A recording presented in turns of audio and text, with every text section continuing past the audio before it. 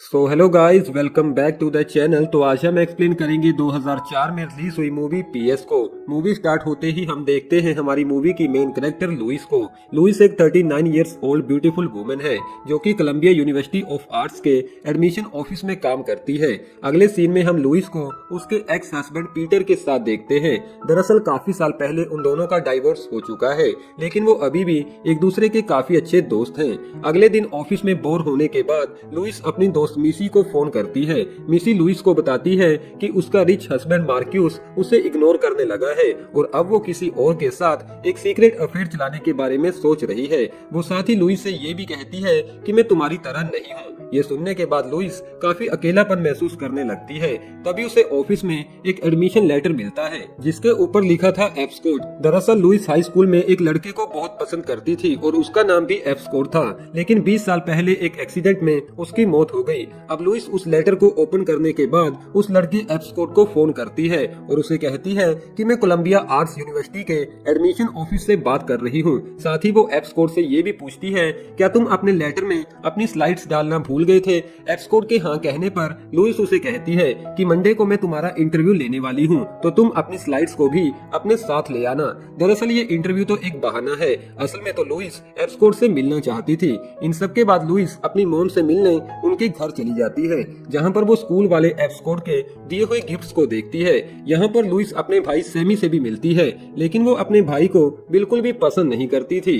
अब मंडे को Louis office में एप्स कोड के आने का वेट कर रही थी, लेकिन स्कॉट वहाँ आने में थोड़ा लेट हो जाता है। इन बीच लुइस अपनी दोस्त मिसी को फोन करती है और उससे स्कूल वाले स्कॉट की हैंडराइटिंग के बारे में पूछती है। हम आपको बता दें कि स्कॉट के मरने से पहले लुइस की बेस्ट फ्रेंड मिसी ने स्कॉट को लुइस से छीन लिया था। अब थोड़े टाइम बाद एप्स कोड लुइस के ऑफिस में आ पहुंचता है।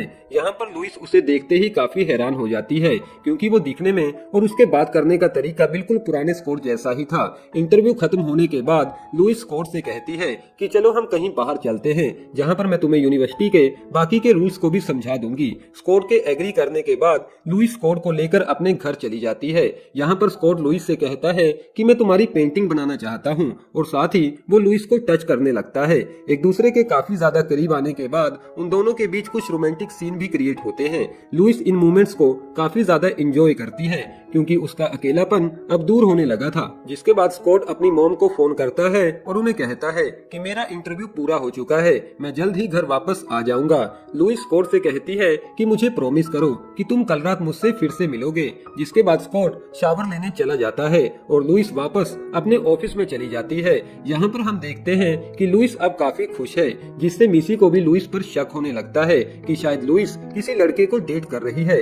अब शाम को लुइस और पीटर एक साथ समय बिताने लगते हैं। यहाँ पर पीटर ड्रिंक के नशे में लुइस को बताता है कि उसे एक बीमारी है, हब्स की बीमारी, जिसे दूर करने के लिए वो अलग अलग लड़कियों के करीब आता है, और ये सब वो तब से करता आ रहा है जब से उन दोनों की शादी हुई थी। ये सुनने के बाद लुइस काफी ज्यादा सैड हो जाती है और पीटर को अपने घर से बाहर भी निकाल देती है। अब अगली शाम स्कॉट लुइस से मिलने उसके घर आता है, जहाँ पर वो देखता है कि लुइस काफी सैड थी। स्कॉट के पूछने पर लुइस उसे अपने और अपने एक्स हस्बैंड के बारे में बताती है, तो स्कॉट लुइस से कहता है कि पीटर तुमसे झूठ बोल रहा है, क्योंकि उसे पता चल गया होगा कि तुम किसी और लड़के को डेट कर रही हो, और अब वो तुम्हें वापस अपने पास लाना चाहता है। इन सब के बाद वो दोनों डिनर के लिए एक रेस्टोरेंट में चले जाते हैं, जहाँ से वापस घर आने के बाद लुइस स्कॉट को अपने स्कूल वाले बॉयफ्रेंड के बारे में बताती है, लेकिन वो यहाँ पर स्कॉट को अपने बॉयफ्रेंड का नाम नहीं बताती। जिसके बाद फिर से उन दोनों के बीच एक रोमांटिक सीन क्रिएट होता है, और अगली सुबह जैसे ही लुइस नींद से जागती है तो वो देखती है कि एप्स कोड वहाँ से जा चुका था। जिसके बाद लुइस अपनी मॉम के पास उनके घर चली जाती है और उन्हें बताती है कि पीटर ने मुझे धोखा दिया है।